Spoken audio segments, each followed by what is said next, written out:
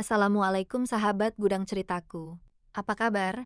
Semoga kalian tetap sehat walafiat dan tetap dilancarkan rezekinya serta dijauhkan dari keburukan.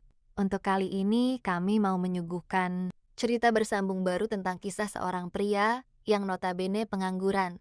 Tapi karena dia memiliki wajah tampan dan postur tubuh ideal pada akhirnya menjadi rebutan para wanita elit. Moga cerita ini menghibur kalian dan simak sampai tuntas ya. Selamat menyimak. Di balik wajah tampan dan senyum tenangnya, Raditya Ardiansyah menyimpan kisah yang membuat para istri pejabat rela mempertaruhkan segalanya. Inilah awal dari cerita yang tak pernah mereka bayangkan. Profesi resminya, konsultan gaya hidup.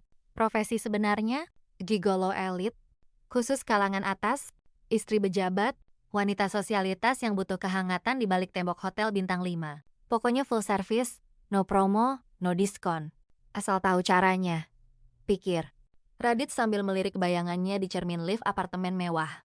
Dia baru saja selesai membimbing seorang janda kaya beranak 2 yang kesepian. Bukan secara spiritual tentu saja. Seperti undangan tak tertulis untuk masuk ke dalam cerita dosa berikutnya. Kode rahasia. Dan muncullah dia. Ibu Ralin Wibisono. Usia 39, istri pejabat muda yang sibuk pencitraan. Dan lupa rumput hijau di rumahnya bisa tumbuh liar kalau tak disiram. Wajahnya cantik klasik, dengan senyum yang tidak lagi membutuhkan filter. Dan gaun malam itu terlalu mahal untuk sekadar menyambut tamu. Terlalu tipis untuk menyembunyikan niat. Mas Radit, sapanya pelan. Seperti istri soleha yang lupa ini bukan pengajian. Radit masuk dengan percaya diri. Seperti biasa, dia tahu kapan harus diam dan kapan harus bicara. Klien seperti Ralin butuh sesuatu yang lebih dari sekadar fisik. Mereka haus validasi. Ingin didengar, dimengerti, dimanja, tanpa dihakimi. Gimana kabarnya, Bu? Tanya Radit sopan, meski matanya mencatat setiap detail ruangan. 2 gelas wine, musik jazz pelan, dan tirai jendela yang sudah ditutup rapat. Jangan panggil saya Bu, aku masih muda, jawab Ralin sambil tersenyum genit. Muda itu bukan soal umur, tapi soal gairah yang belum padam. Itu salah satu kutipan yang sering Radit pakai. Bukan dari buku filsafat, tapi dari mantan klien yang dulu jadi motivator MLM. Ralin menuangkan wine untuk Radit, tapi dia menolak halus. Dia selalu menjaga batas. Dalam dunia malam yang penuh godaan, batas adalah satu-satunya yang bikin dia tetap waras. Aku cuma ingin ditemani. Nggak lebih, kata Ralin sambil duduk di sofa. Dan disinilah seni menjadi gigolo elit dimulai. Bukan di ranjang, tapi di ruang tamu. Radit duduk, menjaga jarak. Ralin curhat panjang lebar tentang suaminya yang sibuk rapat, tentang hidupnya yang sepi seperti di dunia hanya hidup sendiri, tentang betapa hidupnya seperti drama sinetron dengan rating rendah. Radit mendengarkan. Dia tidak menghakimi, tidak menyela, hanya sesekali mengangguk, lalu menyelipkan komentar yang bijak namun ringan. Kadang, orang yang tidur sekasur justru punya jarak paling jauh. Dan saat itu, di ujung perjumpaan, setelah panjang lebar ngobrol, barulah Ralin meminta juga. Dengan sikap malu-malu karena awal ketemu sudah terlanjur bilang, kesepian tidak melulu tentang fisik. Namun Radit tidak menertawakan. Anak muda itu sudah paham dan bahkan sudah mendalami dari setiap karakter wanita yang pernah minta ditemenin. Selalu menutupi tujuan yang sebenarnya. Padahal tetap saja minta dilayani. Dan Radit selalu menjalankan pekerjaannya dengan baik. Dan malam itu, Ralin mengajak Radit menari di antara rasa salah yang tak pernah ia sesali. Dan bersama Ralin, Radit sendiri tak perlu juga mencari klimaks. Karena setelah bersama Ralin, besok malam, dia sudah janji untuk nemenin kliennya yang merupakan pelanggan lama. Kamu gak menginginkannya? Tanya Ralin bernada heran. Wanita cantik itu tahu, Radit belum apa-apa. Sebelum menjawab, Radit tersenyum tipis, lalu katanya, santai saja. Aku adalah penjual profesional. Yang gak minta pembeli, harus membuat kupu 45. Dan sekitar jam 3 sore mereka check out. Ralin bahagia karena sudah mendapatkan sesuatu yang tidak pernah didapat dari suaminya. Setidaknya dalam 1 tahun terakhir ini, dan Radit tersenyum senang saat menerima imbalan sesuai dengan kesepakatan sebelum jual jasa dilakukan. Malam itu, Radit sudah standby sebuah kamar hotel. Dia sedang menunggu seseorang. Sambil nunggu, dia sambil menjawab chat dari para kliennya. Tak lama terdengar suara ketokan di pintu. Dan yang datang malam itu bukan sembarang wanita. Bu Lestari, istri pejabat eselon 1. Dialah yang booking hotel bintang 5 sejak siang tadi. Seperti biasa, wanita itu menyuruh Radit untuk datang lebih awal dan menunggunya di kamar. Bu Lestari datang dengan anggun seperti sinetron jam tayang utama. Usia 42, tapi tampilannya bisa bikin cewek-cewek usia 25 gigit jari. Kulit mulus, senyum diplomatis, dan tas branded seharga motor Matic. Ia duduk di sofa lobi, menyilangkan kaki dengan gaya yang terlalu rapi untuk disebut santai. Radit menghampiri dengan percaya diri dan parfum Dior Sauvage yang cukup untuk membungkam pertanyaan. Kamu kerja apa? Selamat malam, Bu. Aman kan perjalanan ke sini? Radit menyapa. Suaranya seperti coklat leleh di telinga. Bu Lestari tersenyum tipis. Aku nggak akan menemuimu kalau nggak aman. Sudah 2 hari aku menunggu hari kencan ini. Rasanya 2 dekade. Wow, lama banget, sahut Radit seraya tersenyum lebar. Wanita dewasa bukan mencari cinta, mereka mencari peran yang bisa mengisi celah di hidupnya, bukan sekadar ranjangnya. Malam itu mereka naik ke suite paling atas, tapi tidak seperti yang dibayangkan orang awam. Tidak ada adegan film murahan, tidak ada baju berserakan. Yang ada hanya 2 cangkir teh hangat dan obrolan dalam cahaya lampu temaram. Suamiku terlalu sibuk dengan rapat dan urusan negara. Bahkan saat aku sakit pun, ia lebih sibuk meeting dengan menteri, ucap Bu Lestari lirih. Radit tahu, ini bukan tentang hasrat. Ini tentang luka yang tidak pernah diobati. Ia mendengarkan. Menanggapi seperlunya, menyentuh tangan Bu Lestari perlahan, bukan sebagai rayuan, tapi sebagai pengakuan, aku dengar kamu, aku pahami. Dan itulah kenapa tarif Radit mahal. Ia bukan hanya menjual tubuh, ia menjual rasa paham, rasa hadir, dan rasa dihargai. Di luar sana banyak lelaki tampan, tapi tidak semua bisa mendengar tanpa menghakimi. Bu Lestari menangis malam itu, bukan karena lemah, tapi karena akhirnya ia merasa jadi manusia lagi. Menjadi kuat bukan berarti tak pernah menangis. Bu, tapi tahu kapan harus menangis dan kepada siapa, ujar Radit. Ketika pagi datang, tidak ada drama. Bu Lestari pamit dengan elegan, meninggalkan 1 amplop, 1 senyuman, dan 1 pesan. Kita akan bertemu lagi, tapi bukan sebagai pelarian, mungkin sebagai kebiasaan. Radit turun ke lobi dengan langkah santai. Di sakunya, amplop tebal. Di pikirannya, perasaan yang justru tak ternilai. Bukan tentang uang, tapi tentang peran yang lagi-lagi berhasil ia mainkan. Si penyelamat di balik ketampanan dan kerapian sepatu mahalnya. Di parkiran, supir hotel menyapanya.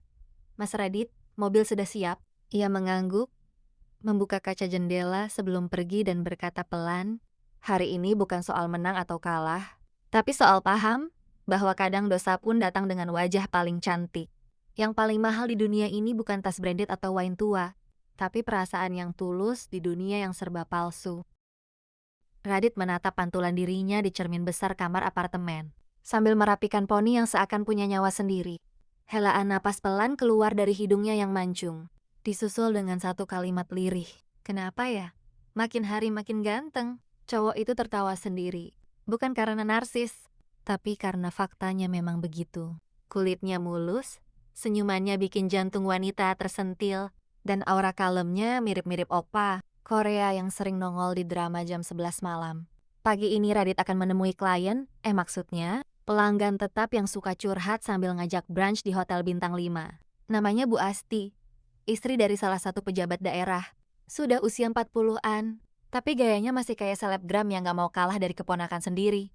Radit bukan cowok sembarangan. Dia bukan gigolo kampung yang cuma modal parfum menyengat dan motor kenceng. Dia ini versi cowok jasa premium yang punya SOP tersendiri, rapi, wangi, romantis, dan pintar pura-pura peduli. Tapi jangan salah, di balik tampangnya yang bikin mamak-mamak salah fokus, Radit punya prinsip. Kalau klien udah punya suami, aku cuma temenin, bukan ngerusak rumah tangga. Kecuali dia duluan yang buka pintu. Di kafe hotel, Bu Asti udah duduk sambil nyeruput jus kale. Biar langsing katanya. Meski roti isi 4 lapis udah ngumpet di bawah tisu. Radit, Kamu tuh ya, makin hari makin mirip aktor Korea. Siapa tuh? Yang main drama tentang pengacara dan cinta-cintaan itu loh. Song Joong Ki, Bu. Ah iya itu. Kamu cakepnya kayak dia, tapi ada bad boy-nya dikit. Radit senyum kalem. Dia tahu pujian itu udah bagian dari ritual pembuka. Setelah itu biasanya masuk ke tahap curhat. Lalu nanti ditutup dengan kode-kode penuh maksud. Lagi ada masalah sama Pak Dede, Bu. Radit mulai menyelam. Iya, kamu tahu nggak? Suami aku tuh akhir-akhir ini dingin banget. Pulang kantor, langsung tidur. Mana HP-nya dikunci segala. Padahal, aku kan cuma pengen jadi istri baik. Radit mengangguk penuh simpati palsu. Dan katanya, pantas ibu kelihatan butuh perhatian. Tapi tenang, ada saya di sini. 2 kalimat sakti, bikin Bu Asti meleleh kayak keju mozzarella. Sementara itu, di tempat lain, seorang perempuan muda membuka akun Instagram Radit diam-diam. Namanya Naya, istri pejabat muda yang baru naik pangkat. Masih 27 tahun, tapi kesepian karena suaminya sibuk rapat mulu. Nih cowok siapa sih? Cakep, cool, ngajar yoga, bisa masak pula. Serius ini orang nyata. Gumam Naya sambil ngezoom foto Radit yang lagi masak sambil senyum tipis. Dan dari situlah kisah baru akan dimulai. Satu demi satu istri pejabat mulai melirik cowok maco ini. Awalnya cuma penasaran, tapi lama-lama mereka pengen lebih dari sekadar ngobrol atau ngopi bareng. Radit belum tahu bahwa dari semua kliennya nanti akan ada satu wanita yang bisa membalikkan dunia dan prinsipnya. Tapi untuk sekarang, dia cukup menikmati hidup sebagai cowok tampan. Bertarif rahasia yang selalu bikin para istri pejabat salah tingkah. Tiap kali dia bilang, "Bu, ibu kelihatan makin muda loh." Radit menuruni tangga sambil menguap. Daster motif bunga yang dipinjamkan Bu Yanti semalam masih melekat di tubuhnya. Sudah begitu, rambutnya dikuncir cepol pakai karet gelang. Mirip mas-mas penjaga kosan, bukan gigolo elit. Tapi siapa peduli? Toh belum ada jadwal tugas negara pagi ini. Setelah menyeduh kopi sachet dan duduk di teras belakang, ponselnya bergetar. Nomor tak dikenal. Mas Radit, suara wanita di seberang terdengar lembut, tapi aura tajirnya tembus ke telinga. Iya, saya sendiri. Jawabnya agak formal. Saya Bu Santi, teman dekat Bu Yanti. Katanya Mas Radit jago pijat ya? Apakah bisa ke rumah saya sore ini? Radit diam sesaat. Pijat? Oh, kode ya? Misi pertamakah ini? Bisa, Bu. Lokasinya di mana ya? Klaster Zamrud, Blok E8. Saya sendiri di rumah. Jadi, santai aja ya. Ucap Bu Santi dengan tawa kecil. Radit meneguk kopinya. Bukan karena haus, tapi buat nenangin jantung. Baru juga pindah semalam. Sudah ada orderan? Ia menatap langit. Ini hidup atau skenario sinetron? Pukul 16 tepat, Radit tiba di rumah Bu Santi. Rumahnya mewah, penuh tanaman impor, dan pintu kacanya mengilat.